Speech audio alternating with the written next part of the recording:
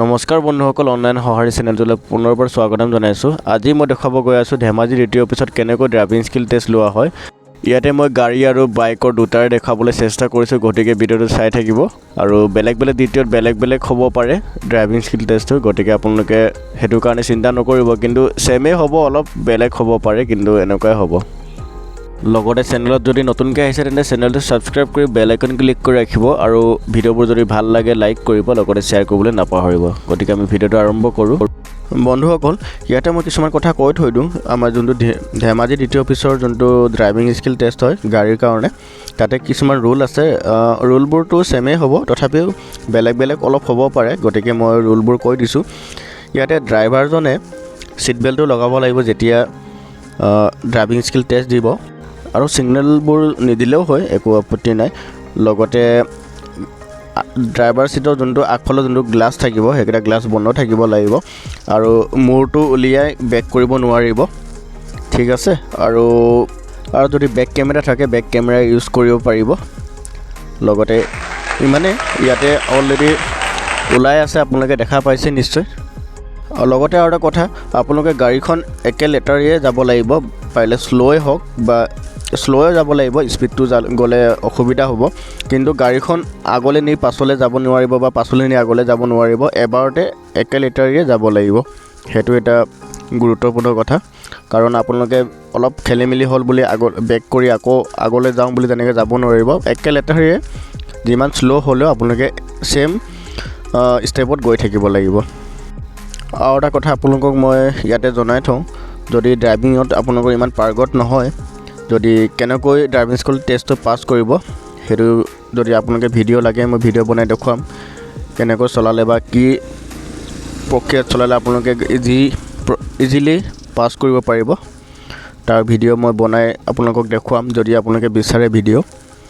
কি প্ৰচেছত আপোনালোকে বেক কৰিলে বা কোনটো এংগলত বেক কৰিলে আপোনালোকৰ প্ৰপাৰ গাড়ীখন ক'তো টাচ নকৰাকৈ হৈ যাব ড্ৰাইভিং স্কিল টেষ্টটো। সেইটো যদি ভিডিঅ' লাগে আপোনালোকে নিশ্চয় মোক কমেণ্ট কৰি জনাব, মই ভিডিঅ' বনাই দেখুৱাম।